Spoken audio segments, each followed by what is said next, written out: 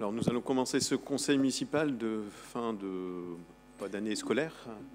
Tout d'abord, je salue la presse qui est ici, le public, mais que je ne vois pas. Je salue le public qui est sur le live Facebook, qui est diffusé juste l'instant. Je salue le personnel municipal et les directions qui sont ici représentées. Et nous allons pouvoir commencer ce conseil municipal. Avant de procéder à l'éphéméride, je voudrais renouveler nos condoléances à la famille de Madame Castelin pour le décès de sa maman. Toutes nos condoléances au nom du conseil municipal. Nous avons une pensée pour vous et pour votre famille, Madame Castelin. Alors, nous pouvons lancer l'éphéméride qui a été mis en place et fait pour la vidéo par le service communication que je remercie. Vous pouvez lancer la vidéo. Merci.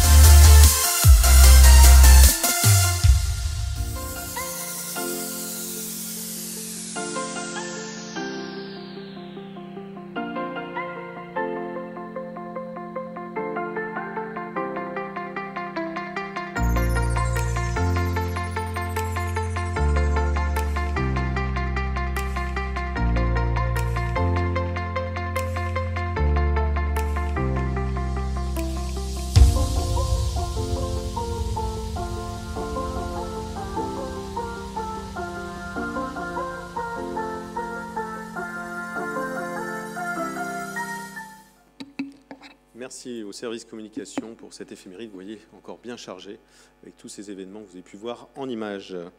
Je vais laisser la parole à notre secrétaire de séance et notre Benjamin aujourd'hui, monsieur Jean Moutuel, pour lister la feuille de présence. Merci, monsieur le maire. Alors, Monsieur Rodrigue Desmet, Monsieur Antonio da Silva, Madame Chantal Nice, Monsieur Thibaut Tellier, absent, Madame Annick Castelin, Monsieur Michel Pétillon donne procuration à Antonio da Silva qui est présent, Madame Anne Thorez, Monsieur Franck Gilmet, Madame Claudine Zam donne procuration à Jean Motuel présent, Madame Rosemary Bûcher, Monsieur Dany Delbecq, Madame Thérèse-Marie Couvreur, Madame Dominique Acou, Madame Claudie Rius, Monsieur Thierry Mittenard, Monsieur Olivier Donte, Monsieur Simon Beaumont, Madame Edwige Cardenia donne procuration à Monsieur Beaumont, qui est présent, Monsieur Xavier Duquesne, Madame Virginie Lamblin donne procuration à Monsieur Moustapha Guirou,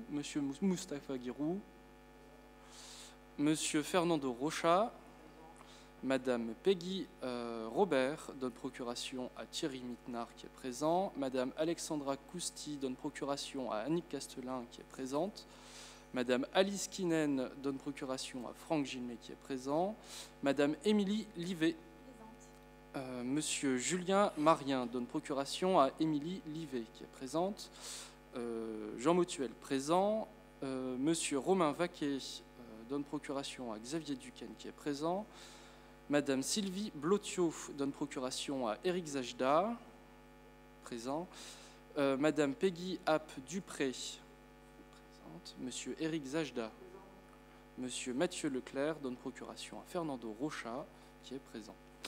Je vous remercie, Monsieur le maire. Merci beaucoup, Monsieur Motuel. Nous allons procéder à l'ordre du jour. Alors, je vais prendre les points 101 à 103. Tout d'abord, concernant une modification de la délibération du 6 juillet sur les délégations d'attribution au maire. Il y avait nécessité, on en a parlé lors de la réunion plénière, d'ajuster l'alinéa 2, de fixer dans les limites déterminées par le conseil municipal les tarifs des droits et des voiries de stationnement, de dépôt temporaire sur les voies et autres lieux publics. C'est le seul changement qui vient sur cette délibération de délégation d'attribution au maire. Les autres ne changent pas. Si je reprendrai, c'est les cantines, les classes transplantées, l'accueil de loisirs, je ne vais pas toutes les citer. Il n'y a pas eu de remarques. Je ne sais pas s'il y en a pour ce conseil municipal. Monsieur Zajda. Merci, monsieur le maire. Simplement, il n'y a aucun problème sur ce point-là. Cependant, on n'avait pas voté les délégations précédemment, donc nous voterons contre cette délibération. Je vous remercie pour cette précision de vote. Pas d'autres questions. Je porte aux voix. Qui est pour? Qui s'abstient? Qui est contre? Donc, 2 contre, le reste pour. Donc, 3, oui. Excusez-moi. Merci. La délibération 102, c'est une délibération sur le tableau des effectifs, comme on a à chaque conseil. C'est une actualisation. Nous avons aussi évoqué ce sujet-là avec le comité technique et la réunion plénière. Donc ça représente 22 suppressions de postes sur ce tableau des effectifs, donc c'est des ajustements, et 6 créations de postes sur ce tableau également. Y a-t-il des questions sur ce nouveau tableau des effectifs pour ce conseil municipal? Non. Je porte aux voix. Qui est pour? Qui est contre? Qui s'abstient? Donc 3 abstentions. Je vous en remercie. La délibération 103, toujours sur le personnel municipal, et le dispositif de recrutement par la voie d'apprentissage. Alors, je vais rappeler un petit peu les conditions. L'apprentissage permet à des personnes âgées de 16 à 29 ans révolus et sans limite d'âge pour les personnes en situation de handicap d'acquérir des connaissances théoriques dans une spécialité et de les mettre en application dans une entreprise ou une collectivité. Ce qu'on fait très bien. Je salue les services par l'intermédiaire de monsieur le DGS qui accueille finalement ces apprentis. Et aujourd'hui, on vous demande de mettre en place ce dispositif de recrutement par la voie de l'apprentissage. Qui répond à un besoin et une volonté de transmission des savoirs et présente surtout un intérêt tant pour les apprentis, et on le sait bien, que pour les services qui les accueillent. Le contrat d'apprentissage permet à l'apprenti de suivre une formation pratique en entreprise ou dans la collectivité, sous la responsabilité d'un maître d'apprentissage. L'apprenti bénéficie du statut de salarié et perçoit une rémunération. Dans le cadre du contrat d'apprentissage, pris en charge par l'employeur, tout d'abord c'est pris en charge par l'employeur, le salaire, coût de formation, les cotisations accidents du travail et maladies professionnelles, et le Centre national de la fonction publique territoriale, le CNFPT, sous forme de convention. Donc les propositions qui vous sont faites aujourd'hui, c'est pour un contrat d'apprentissage dès la rentrée de septembre 2022. Tout d'abord, pour un nombre d'apprentis d'une personne au service des sports, ce sera un Bachelor 2 Management du sport pour 1 an. Et le second service, c'est le service embellissement de la ville pour un CAP d'aménagement paysager pour 2 agents et pour 2 ans. Voilà, il vous est demandé de vous prononcer sur ces contrats d'apprentissage. Le CTP a été averti, a été informé et voté à l'unanimité cette délibération. Y a-t-il des questions sur ces contrats d'apprentissage qui commenceront en septembre? Non, je porte aux voix. Qui est pour? Unanimité, je vous en remercie. Monsieur Gilmet, je vous laisse la parole pour les points 1.04 et 1.05. Merci, Monsieur le maire. Alors, tout d'abord, concernant l'exercice budgétaire 2022, la décision modificative numéro 1, je vous rappelle qu'on avait voté en début d'année le budget primitif, ensuite le budget supplémentaire, et là, nous arrivons à la décision modificative numéro 1. Alors, typiquement, ce sont des ajustements techniques. Comme vous pouvez le voir, il y a le tableau qui vous est présenté. Il faut simplement regarder la ligne d'investissement sur laquelle l'administration nous avait donné un numéro d'imputation qui était le chapitre 204. Il s'avère qu'au final, ce n'est pas ce chapitre qu'il faut retenir, mais plutôt un chapitre de dépenses exceptionnelles au niveau fonctionnement. Donc c'est simplement une modification technique qui n'a aucune conséquence globalement entre les deux budgets. Voilà, Monsieur le maire, pour cette décision modificative numéro 1. Merci, Monsieur Gilmet. Y a-t-il des questions? Monsieur Zajda. Comme le point 1, évidemment, c'est juste un point technique, donc en soi, il n'y a pas de problématique. Évidemment, le budget, nous l'avons déjà évoqué plusieurs fois, pourquoi nous ne le votions pas. Donc, évidemment, nous allons voter contre. Et juste pour rappeler également que avec les événements qu'on voit actuellement au niveau de la petite enfance, c'est une des raisons aussi qu'on peut penser à dire qu'on doit être un peu plus sérieux avec les services publics et donc c'est pour ça que nous votons contre le budget dans son ensemble. Je vous rassure, Monsieur Zajda, on est très sérieux avec le service public. Voilà. Alors, allez-y. Alors oui, sérieux, mais en diminuant certains services publics. Mais donc je reprenais l'exemple du privé. Donc, mais on voit ce que ça fait dans certaines villes de compter sur le privé. Enfin voilà. Donc en soi, moi je vois ce que ça fait à Ronc, c'est que notre ville se porte bien et il faut faire très attention avec l'argent public. Voilà. Donc nous, dans tous les cas, nous votons contre la délibération. Monsieur Gilmet, je pense. Toujours déçu par le vote, ça je ne retirerai pas. Après, j'ai absolument pas compris quel était le sujet de l'intervention sur une décision modificative du budget et le contenu des commentaires qui ont été faits. Mais je pense qu'on s'égare et que le sujet n'avait pas lieu d'être là. Voilà, Monsieur le maire. Je rappelais simplement pourquoi nous votions contre le budget. Y a-t-il d'autres questions? Non. Je porte aux voix. Qui est pour? Qui est contre? Donc 3 votes contre. Merci. Je vous laisse continuer, Monsieur Gilmet. Merci, Monsieur le maire. Alors là, nous allons parler du financement privé, de l'enseignement privé sous contrat. Donc je vous rappelle qu'en application des accords conventionnels conclus avec les OGEC de Saint-François et de Saint-Roch, pour la période du 1er janvier 2021 au 31 décembre 2025, il nous revient d'arrêter la quotité 2022 de ces derniers au regard des dépenses engagées en 2021. Donc comme vous pouvez le voir, et comme ça, au niveau des forfaits, il ressort des calculs entrepris par nos services sur ce sujet, un forfait maternel qui va s'élever à 1 327,14 € par enfant, et un forfait primaire qui va s'élever à 709,98 € par enfant. En dessous, on vous rappelle les forfaits qui étaient sur l'exercice 2021, soit pour la maternelle 1456,40 € et au niveau primaire 580,45 €.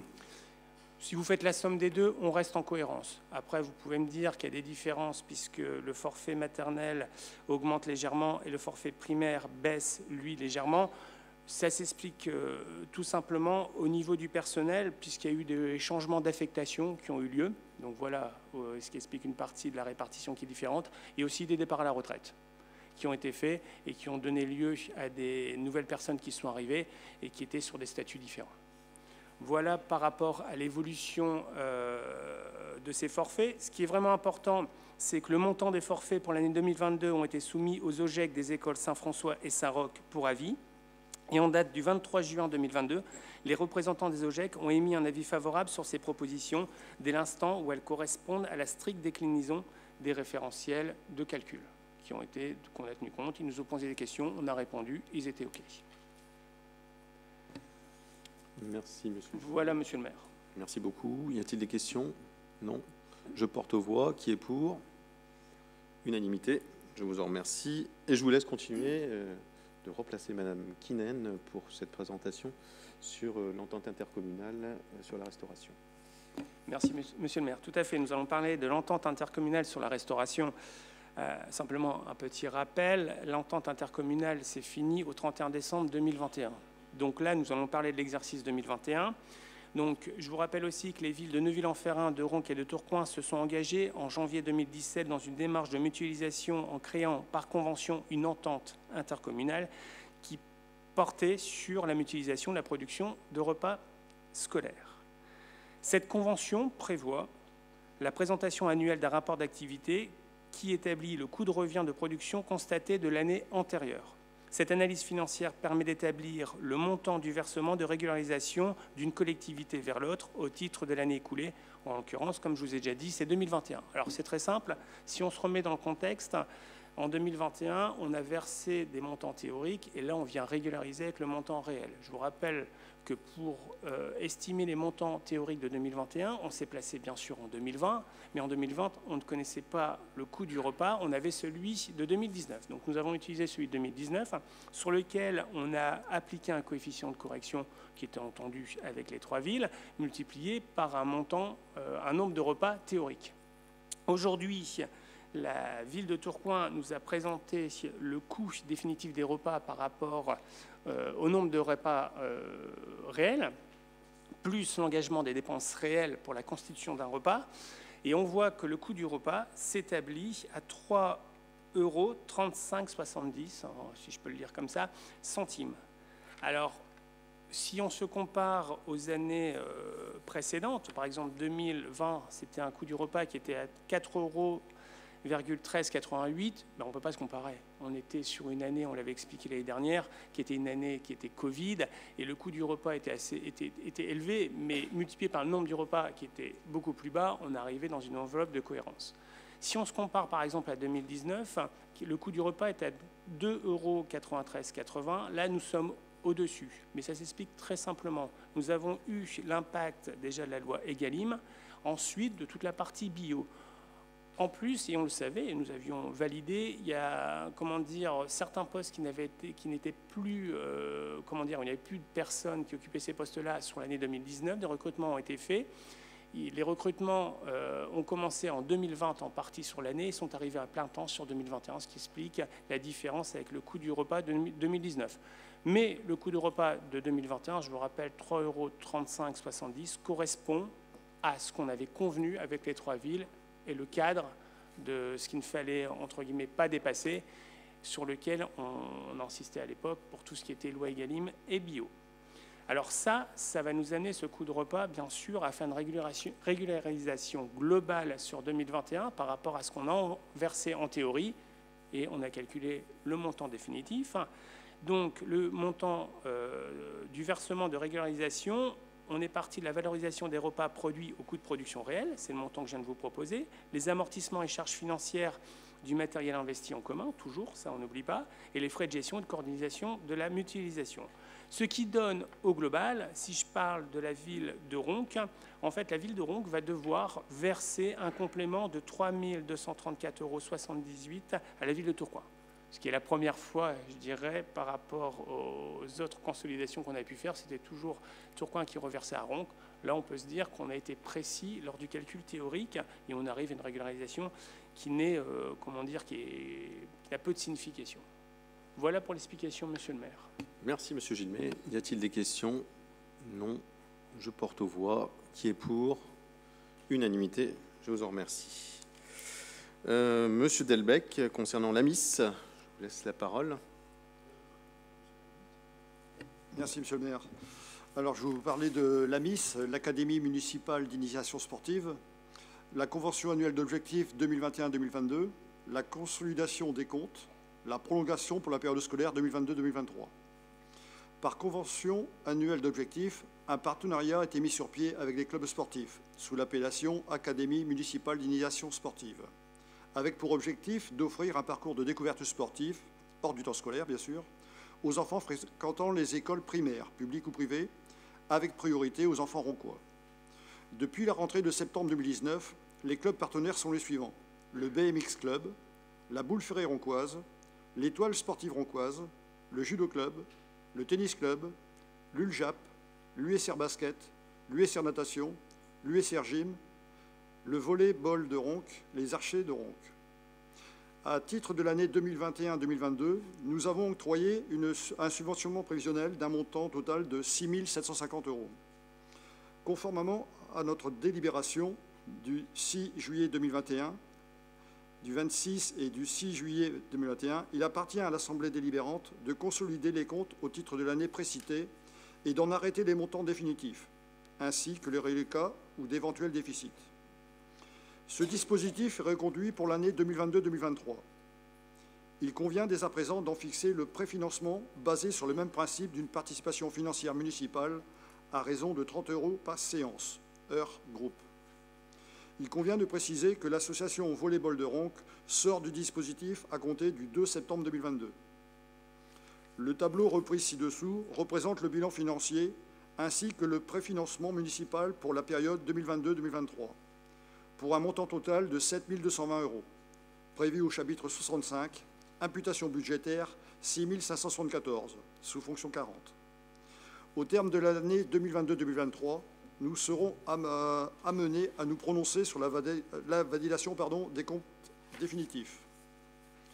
Il vous est donc proposé ce soir de vous prononcer favorablement sur un préfinancement municipal pour la période 2022-2023, pour un montant total de 7 220 €. D'autoriser Monsieur le maire à signer l'avenant numéro 11 à la convention qui s'y rattache.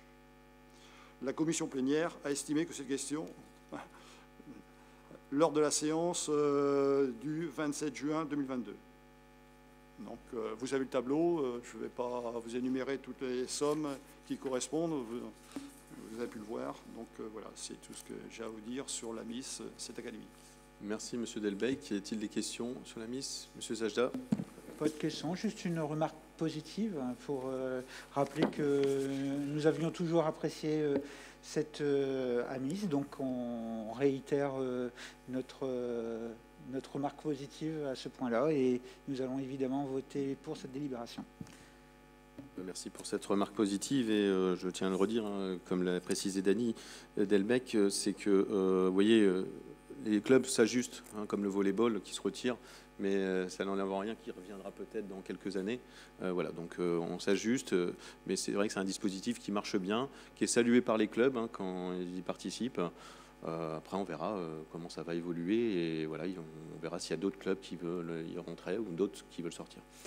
Merci pour ces précisions. Je porte aux voix. Qui est pour? Unanimité. Merci. Merci, Monsieur Delbecq. Monsieur Da Silva, je vous laisse parole concernant les subventions aux associations. Merci, Monsieur le maire. Donc ici, consiste à vous proposer de voter un troisième acompte de subventions aux associations. Vous avez le tableau qui représente toutes les subventions qui vous sont proposées. Il y a eu deux acomptes qui ont été versés à ce jour. Un premier acompte qui a été voté le 13 décembre 2021 et un deuxième acompte le 30 mai 2022.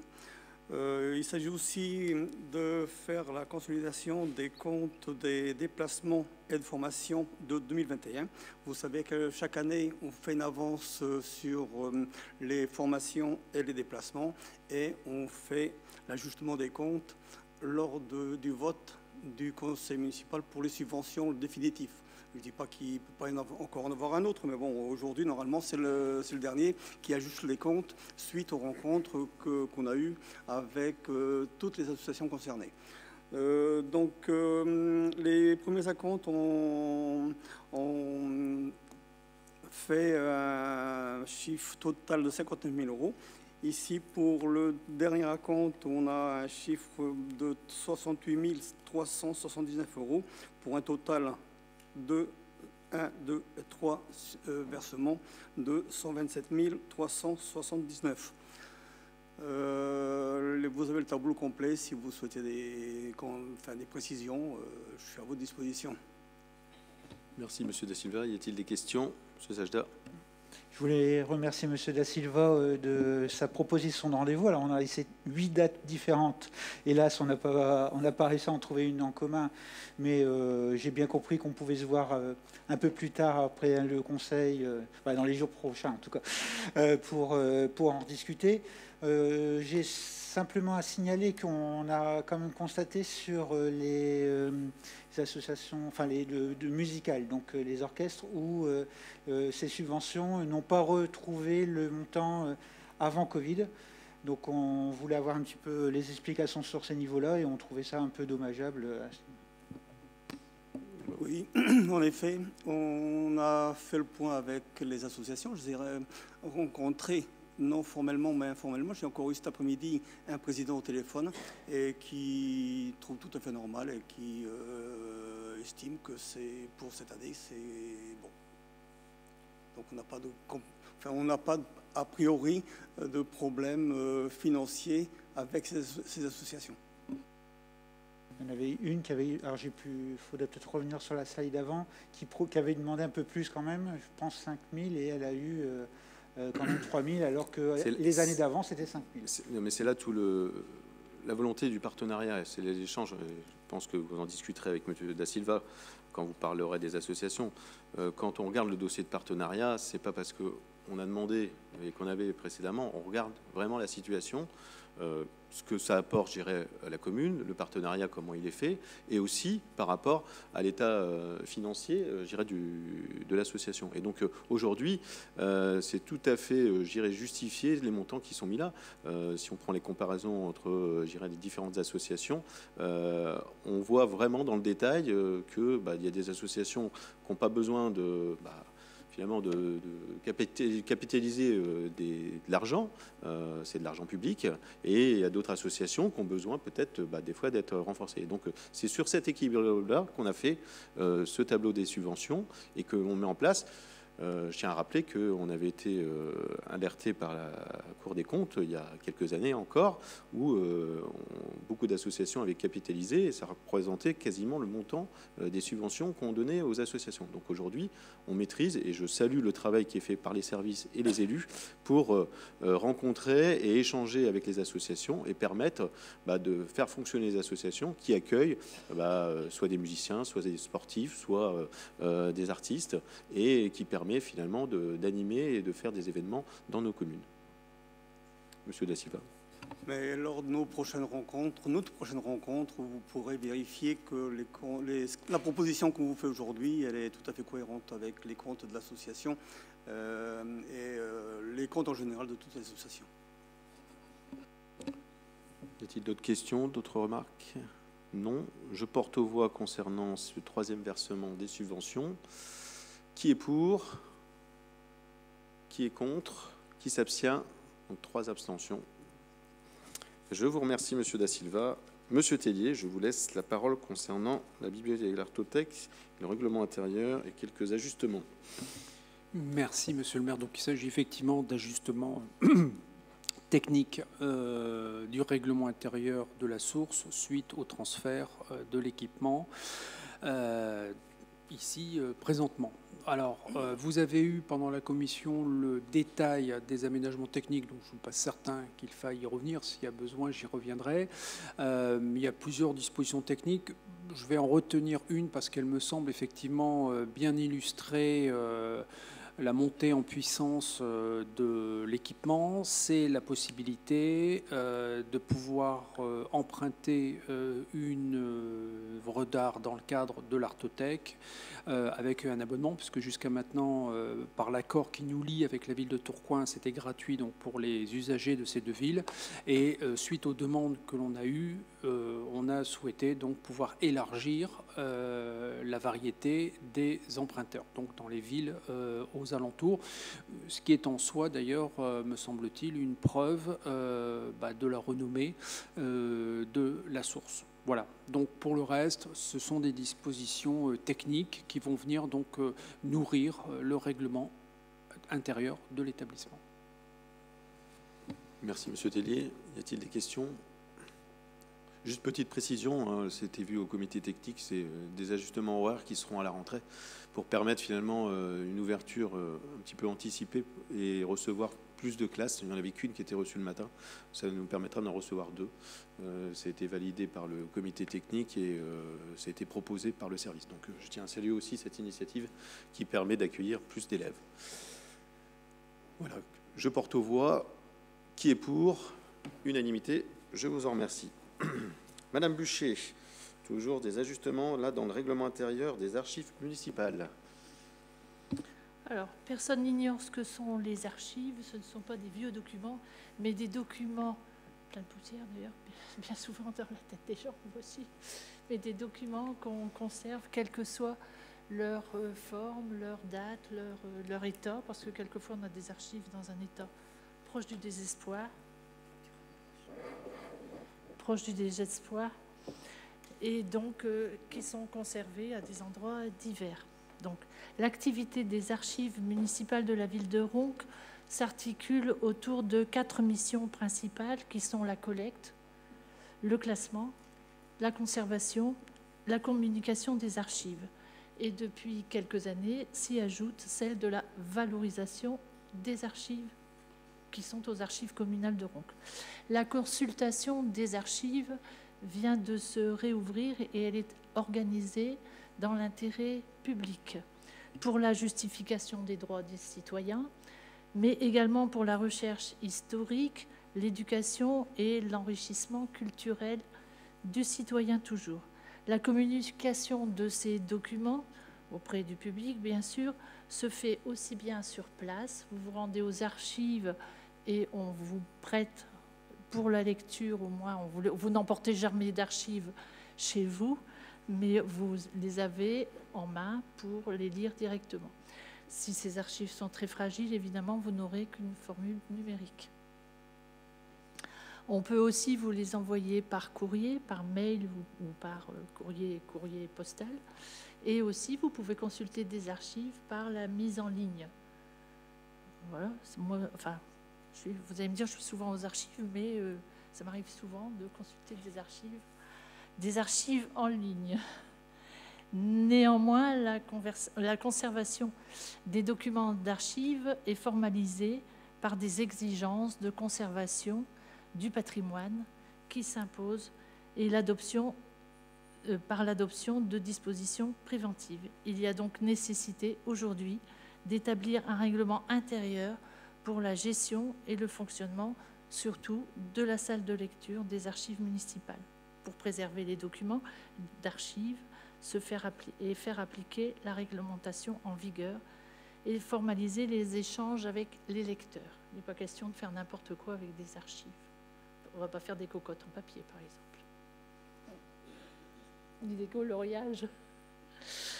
Dès lors où aucune observation n'a été formulée, nous vous proposons d'adopter le règlement intérieur dont le projet est joint en annexe. Merci Madame Buchet de cette présentation. Et c'est vrai que c'est un service qui est bien caché, mais qui est très utile, je dirais, pour le bon fonctionnement de notre administration. Y a-t-il des questions concernant? C'était très bien expliqué. Merci beaucoup. Je porte aux voix. Qui est pour? Unanimité. Je vous en remercie. Alors, je vais essayer de prendre le relais de M. Pétillon. J'espère que vous avez un peu de temps, parce qu'il m'a donné tout l'historique. Donc, il y a 2 points que je dois présenter, je l'excuse.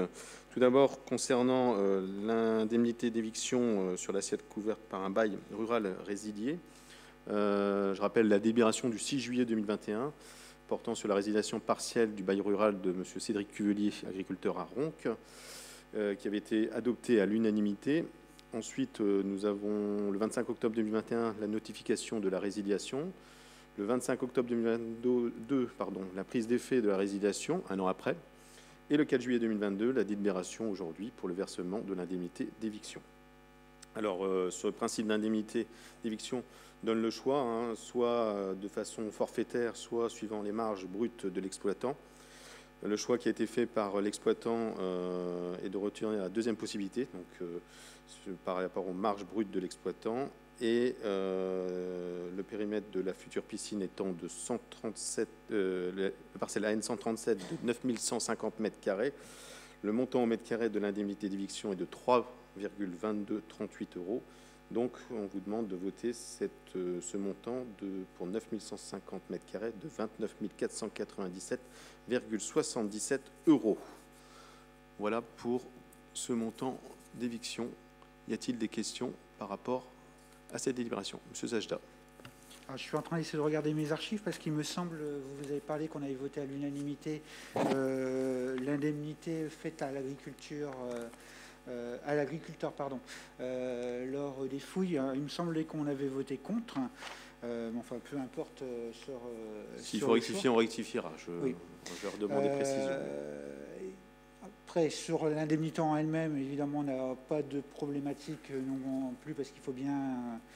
Il y a une perte de revenus pour l'agriculteur, donc il faut bien compenser cette partie. Néanmoins, on reste toujours sceptique de construire cette piscine sur une zone cultivée. Donc, dans l'équilibre de notre réflexion, nous nous abstiendrons. Nous entendons vos remarques. Nous avions précisé, j'irai par rapport aux parcelles qui étaient concernées. Donc ça, vous avez eu le détail. Y a-t-il d'autres remarques? Je porte aux voix. Qui est pour? Qui s'abstient? Donc 3 abstentions. Je vous en remercie. Point suivant. Là aussi, c'est une délibération qui était passée il y a quelques temps concernant la valorisation d'actifs municipaux sur la cession du 10B rue Jules Watteux. La cession, c'est d'un ancien logement de fonction que vous connaissez tous, qui est dans la rue Jules Watteux. La parcelle cadastrée, c'est la Z62 de 248 mètres carrés. On a tout d'abord mis en œuvre d'une vente notariale interactive, la fameuse VNI, en novembre 2021. 7 candidatures déposées, mais aucune offre malgré des visites. La décision de mettre en vente par le biais d'une agence immobilière, donc nous avons pris cette décision. Et aujourd'hui, on a un candidat acheteur, qui est Mme Dufour-Jacotte, avec une évaluation du bien qui était de 150 000 €, et nous avons une proposition à 146 000 €. L'avis des domaines pouvait acter sur une marge de 15%, plus ou moins de minimum. La proposition qui vous est faite aujourd'hui, c'est l'approbation de la cession à Madame Dufour-Jacotte et m'autoriser à signer toutes les pièces nécessaires à la régulation du dossier. Vous voyez que ça n'a pas été si simple de vendre ce bâtiment, mais nous avons évoqué toutes les hypothèses. Et aujourd'hui, c'est cet acquéreur qui nous sollicite pour pouvoir valider son achat. Y a-t-il des questions? Monsieur Zajda. Merci, monsieur le maire. Alors, c'est vrai que nous avions proposé de passer par un bailleur social pour la récupération de ce logement. Vous avez signalé que c'était compliqué, notamment par rapport aux frais de remise aux normes à ce niveau-là. Alors, vous avez remarqué que j'étais assez friand des bails amphithéotiques. On aurait pu également faire une proposition de bail et il y aurait eu juste les frais de remise aux normes faits par le bailleur et dans X années, on aurait pu récupérer ce logement pour d'autres choses. Néanmoins, ça va, on n'est pas parti sur un promoteur, donc c'est une personne, un particulier qui reprend. On trouve peut-être aussi dommage qu'on perd aussi un logement encore de secours, même s'il était insalubre. Donc sur cette délibération-là, nous nous abstiendrons. Bon, je pense que vous comprenez qu'il y a des frais importants, hein, même avec un bail amphithéotique, ça n'engendrerait en rien tous les travaux qui devaient être faits sur ce bâtiment, et la personne a certainement les connaissances et les moyens pour remettre en état ce bâtiment. Comme vous le dites, c'est peut-être pas un promoteur, mais bon, je salue aussi les promoteurs, hein, qui s'installent. Il ne faut pas non plus leur dire qu'ils ne sont pas bienvenus. Il faut juste contrôler tout ça et faire en sorte que finalement cette vente va redonner un peu de lumière sur ce bâtiment, et ça va permettre à une famille de s'installer dans ce bâtiment. Donc voilà, on le voit plus comme ça. C'est vrai que si des bailleurs avaient été intéressés, mais on n'a même pas eu, je dirais, l'intérêt porté par des bailleurs. Voilà, on avait pris en compte votre remarque à l'époque. Voilà. Je porte aux voix. Qui est pour? Qui s'abstient? Donc 3 abstentions. Eh bien, dernier point à l'ordre du jour, et Madame Livet va remplacer Monsieur Marien, et je lui laisse la parole pour le rapport annuel de la CCA, la Commission communale d'accessibilité. Merci, Monsieur le maire. Donc, je vais vous présenter le rapport annuel de la Commission communale d'accessibilité préparé par Monsieur Julien Marien, qui est excusé ce soir. Tout d'abord, nous travaillons avec les services de la ville qui nous font remonter ce qui est en place en termes d'accessibilité, d'inclusion, de formation et de sensibilisation au handicap. J'en profite d'ailleurs pour remercier tous les intervenants de cette commission. Merci aux services présents, aux élus et surtout aux associations qui font un travail formidable et qui nous éclairent par leur expérience de terrain lors des différentes réunions. Dans ce rapport, un point complet est fait sur les thématiques suivantes. Les activités sportives au sein de la ville. Ici, donc, nous y voyons ce qui est mis en place par le service des sports, les associations sportives de la ville, le CCAS, le RAID. Avec le CCA, nous avons beaucoup travaillé sur le futur projet de la piscine pour qu'elle soit un modèle d'inclusion. D'un point de vue culturel, l'école de musique municipale accueille aussi du public en situation de handicap et s'adapte quotidiennement à une bonne intégration. Nous y faisons aussi le tour de notre personnel municipal. En 2022, nous avons 19 personnes en reconnaissance de la qualité de travail handicapé, soit 10% de la masse salariale. Pour le personnel municipal, il suit également des formations régulières en lien avec le handicap, comme la formation Hélios, qui est un accueil téléphonique pour personnes malentendantes. Nous y trouvons également un gros point sur la voirie, les espaces publics, le cadre bâti. Au 31 décembre 2021, après 6 ans de travail, nous arrivons au terme de l'agenda d'accessibilité programmé, ce qui a permis de mettre aux normes les bâtiments municipaux.